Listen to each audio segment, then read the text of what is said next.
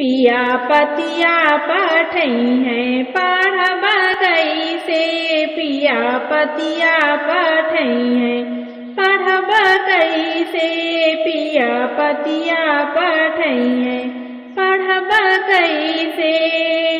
नैहर में माई बाप पढ़े खातिर बर जय, नैहर में माई बाप पढ़े खातिर बर जय, पढ़े खातिर बर जय, वो पढ़े खातिर बर जय।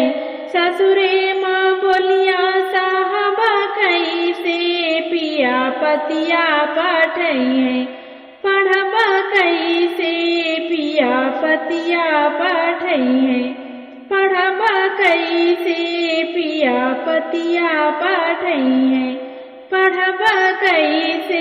लहुरा देवरवा मोरी बतिया न समझे, लहुरा देवरवा मोरी बतिया न समझे, बतिया न समझे मोरी बतिया न समझे।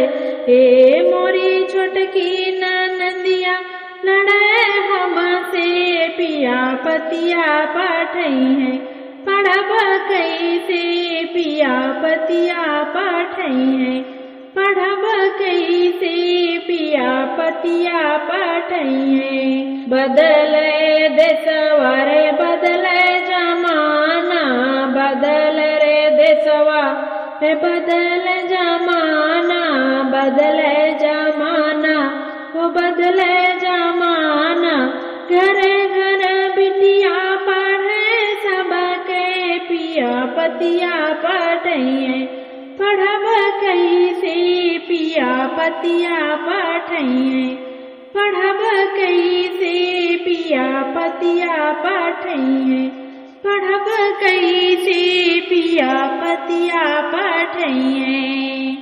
दोस्तों, आप लोगों को मेरा नाच गीत पसंद आए, मेरे चैनल को लाइक करना, शेयर करना, सब्सक्राइब करना, बेल आइकन को प्रेस करना, आने वाले वीडियो का नोटिफिकेशन आपको मिलता रहेगा। दोस्तों, कमेंट करके जरूर बताइएगा कैसा लगा मेरा नाच गीत आप लोगों को। Thank you.